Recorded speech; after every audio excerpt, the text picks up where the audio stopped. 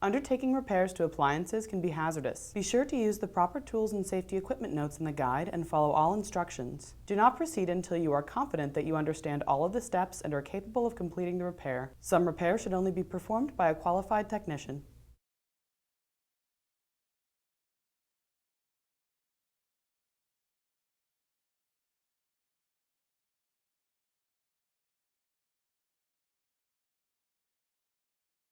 It's best to tune up your trimmer engine once a year. Following the manual service schedule will reduce the need for costly repairs later. The tune-up procedure we'll show today is applicable for most trimmers. Only 2 parts are needed to do the tune-up, a spark plug and an air filter. You can order these parts online by visiting SearsPartsDirect.com or by calling 1-800-252-1698. Write down the exact model number from your trimmer. Include dashes, periods, and other characters. You'll need this complete number to ensure you order the correct parts. The tools you will need to perform the tune-up are a pair of safety glasses, a spark plug wrench, and a spark plug gapping tool. Depending on your model, you may need a screwdriver to remove the air filter cover. Besides the tools, you will need a lubricant such as WD-40, shop rags or paper towels, a small amount of SAE 30 weight oil for the air filter, fresh gas, and a 2-cycle fuel mix with fuel stabilizers. Nitrile gloves can be used if you have any concern about your skin coming in contact with fuel. Once you are ready to start, be sure there are no open flames or any kind of ignition source in the area.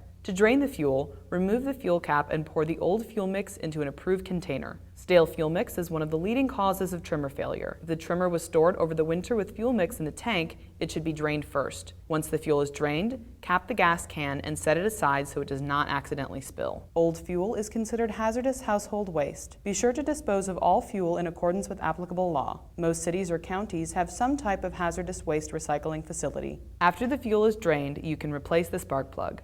First, remove the spark plug wire and tuck it out of the way. Then, remove the spark plug with the spark plug wrench.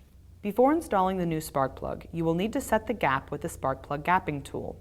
The gap setting on this model is 25 thousandths. Be sure to check the gap setting for your model in the owner's manual. Once the spark plug is gapped, thread the spark plug in by hand.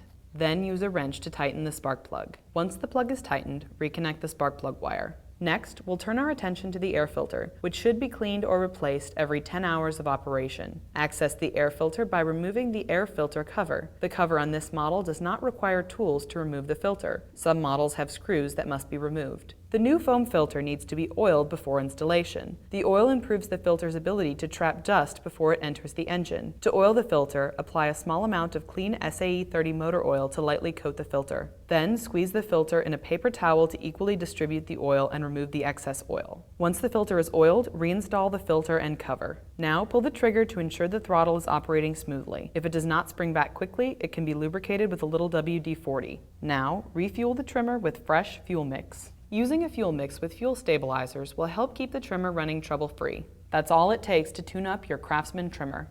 For repair advice, check out Sears Parts Direct's DIY step-by-step repair, or visit a Sears Parts and Repair Center if you'd like a trained Sears technician to fix it for you. You can find your local Sears Parts and Repair Center at SearsPartsDirect.com.